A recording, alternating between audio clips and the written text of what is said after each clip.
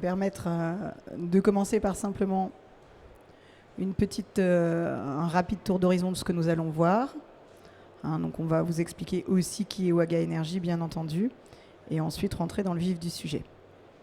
Donc moi, je suis Laurence Michel, je suis ingénieure commerciale chez Dimomint depuis une dizaine d'années, et donc j'accompagne les entreprises dans leurs projets de digitalisation de la fonction maintenance. Bonjour à tous, je suis Élisée Choukou, ingénieur GMAO chez Waga Énergie. J'interviens chez Waga Énergie depuis 2022 et j'accompagne donc notre entreprise dans le suivi de la maintenance assistée par ordinateur. Il est à noter que Élisée a une excellente connaissance du marché de la GMAO en général. Merci. Alors, donc on va commencer peut-être par présenter Waga Énergie pour ceux qui ne connaîtraient pas cette structure. Donc Élisée, que fait Waga Énergie ? Donc, Waga Énergie est une entreprise créée en 2015 par des ingénieurs d'air liquide. Waga Énergie produit du biométhane substitut du gaz naturel et dans les sites d'enfouissement dans toute la France. Donc, Waga Énergie donc, est à la fois exploitant et propriétaire de ces unités Waga Box. Aujourd'hui en France, Waga Énergie compte plus de 13 unités Waga Box en exploitation et 14 en construction dans le monde. Donc un très fort développement de la structure, comme vous l'avez compris. Alors, on va parler un petit peu des enjeux, Élisée, et des problématiques de Waga Énergie. Donc, il faudrait savoir que Waga Énergie est une entreprise qui a plusieurs Waga Box donc, en France, mais toute la gestion est gérée ici à Grenoble. Donc, tous nos systèmes sont automatisés. Et pour piloter ces éléments, nous avons donc sur place des agents de production, mais également maintenance qui interviennent à distance.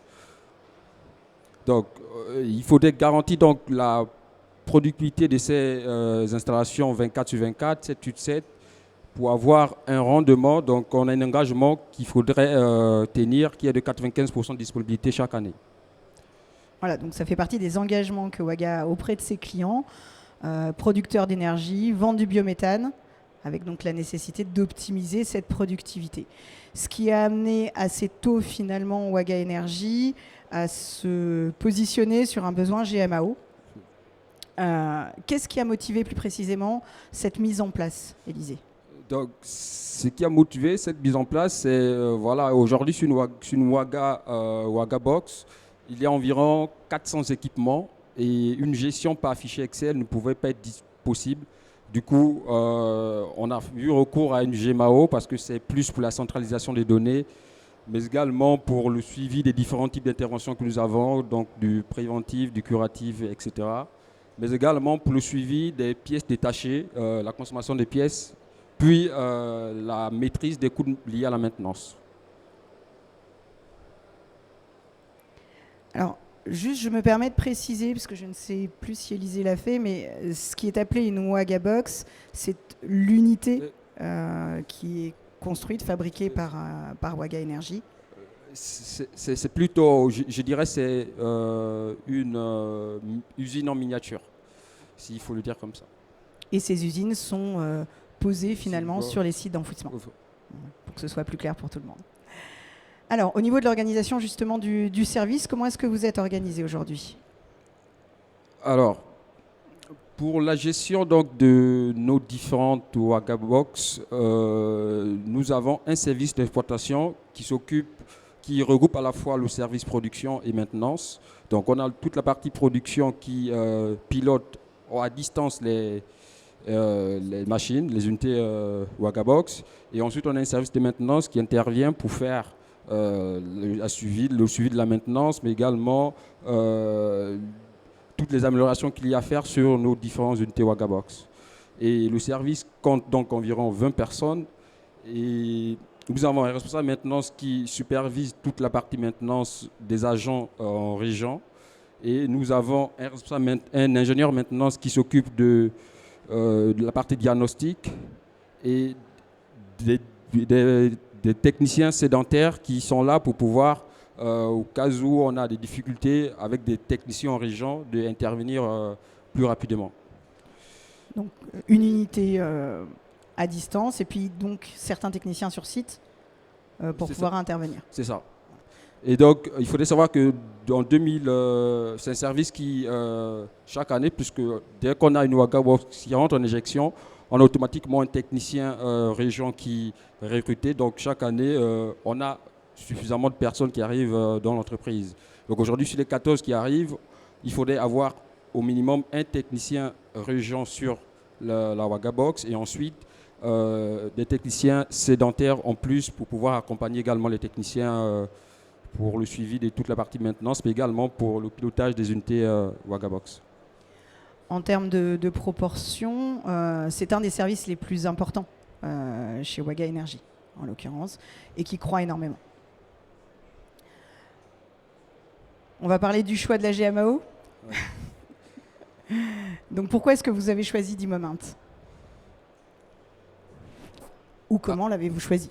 Alors, il faudrait savoir que le choix de D-Moment, donc on a eu recours à plusieurs logiciels de GMAO et notre choix s'est porté sur celui de D-Moment parce qu'il a cet avantage-là de pouvoir effectuer le cloisonnement des unités. Étant donné qu'on suit nos unités à part entière, donc on a la possibilité de les suivre par le cloisonnement des unités, mais également le déploiement à l'international et le multilangue parce que nous on a des unités Wagabox qui demain seront mises en éjection au Canada et aux États-Unis. Donc on n'aura pas recours à une autre GMAO, mais directement celle qui aujourd'hui, celle que nous utilisons aujourd'hui. Mais également la possibilité de suivre donc très bien notre préventif, mais également par des gestions des gammes de maintenance en apportant un plus parce que en l'utilisant, j'ai pu par le passé donc utiliser des GMAO, mais celle-là, elle nous permet d'avoir un regard plus pointueux sur la partie gamme de maintenance. Et ensuite, cette GMAO nous permet également d'avoir, dans la partie analyse, de pouvoir faire le suivi des coûts liés à une Wagabox. Merci Élisée. On va parler un peu du déploiement de la solution au sein de Wagabox. Alors, je vais vous en parler parce que Élisée n'est pas la personne avec qui j'ai travaillé sur le déploiement, mais n'hésitez pas à compléter. Waga Energy a signé avec D-Moment en juillet 2019, donc je vais vous donner des dates assez précises. Hein. Et en fait, on a 3 échelons finalement. Entre 2019 et 2020, il y a eu un gros travail de test, de paramétrage, de mise en place d'interface. On parlait de stock, forcément faire des liens avec les achats, etc.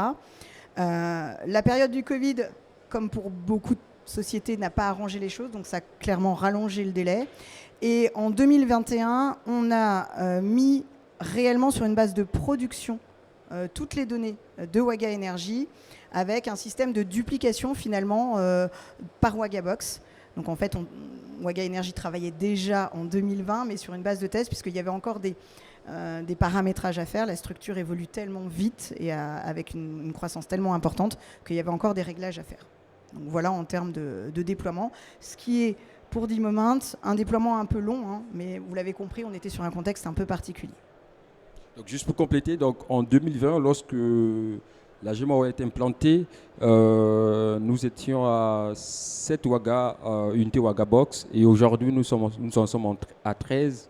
Donc ça peut également montrer comment le logiciel peut s'adapter par rapport à notre avancée. C'est ça, un système de duplication. En fait, chaque unité, avec tous les paramétrages qui sont associés, est dupliquée et ensuite modifiée et affinée si nécessaire. C'est tout ça qu'il fallait mettre en place. Alors, quels bénéfices avez-vous pu tirer finalement mise en place de D-Moment Amix? Donc, dans les bénéfices majeurs que nous avons pu relever de ce logiciel, c'est un référentiel unique, donc la possibilité de tout renseigner dans ce logiciel, de s'adapter par rapport aux différentes maintenances, d'avoir une étude sur les différentes récurrences de panne que nous avons sur les différentes Wagabox et de pouvoir anticiper par rapport aux futurs Wagabox qui arrivent. Mais également, dans la partie organisationnelle, nous avons pu regarder la part du curatif et du préventif que nous faisons sur nos différentes installations. Mais également, donc, ça nous a permis de maîtriser aujourd'hui nos différents coûts liés à la maintenance pour chaque type de maintenance. Merci. Des projets à venir qui concernent finalement cette digitalisation? Oui. Donc, nous avons nombreux projets à venir en interne sur la GMAO, donc la partie interface avec différents logiciels que nous avions, mais également le déploiement à l'international, donc au Canada, aux US et en Espagne, dont je serai également le responsable de ce déploiement en ayant juste des référents pour chaque pays, enfin chaque filiale.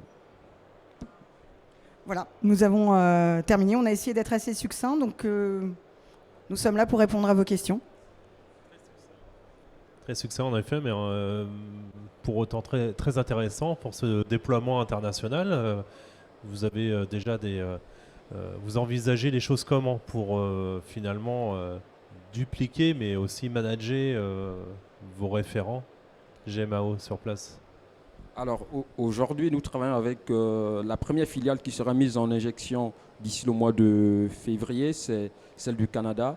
Donc aujourd'hui, on essaie de travailler avec D-Moment pour pouvoir déjà savoir quels sont les éléments qu'il faudra mettre en avant pour pouvoir faire ce déploiement, mais également de former déjà ces référents dès aujourd'hui avec les bases que nous avions, la base test ou encore la base production que nous avons. D'accord, très bien. Est-ce que vous avez des questions? Oui. Bonjour, merci beaucoup pour cette présentation.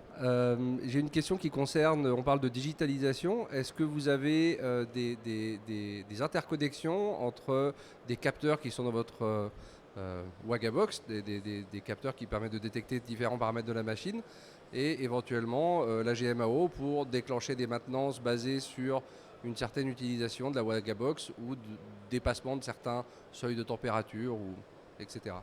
Et comment vous êtes arrivé à faire cette interface avec D-Moment? Parce qu'on en a parlé dans une autre conférence avant, quand on fait un puzzle de plusieurs systèmes, c'est très compliqué à maintenir dans le temps après. Oui. Donc, par rapport à ce projet, c'est la maintenance conditionnelle qui sont des projets, comme je disais, des projets en interne. Pour le moment, on ne l'a pas encore déployé, mais nous sommes en train de réfléchir comment faire pour pouvoir effectuer cette solution. Mais aujourd'hui, nous avons déjà nous avons mis des capteurs de vibration pour pouvoir derrière remonter les infos vers la GMAO. Et du côté D-Moment, effectivement, la brique GMAO, quels que soient les projets, en général, arrive à la fin au niveau informatique et digitalisation. Donc sur la solution qui a été choisie par Waga Energy, D-Moment Amix, on est sur un outil relativement ouvert, web service, API, si on parle technique, ce qui va permettre de faire des échanges assez simples avec tous les outils, on va dire, actuels du marché. Et on a aussi ce que nous nommons un utilitaire d'import-export, j'allais dire bêtement du fichier plat, qui permet de répondre finalement à un panel très très large sur les interfaces. Merci infiniment pour votre présentation et merci pour votre présence également. Merci.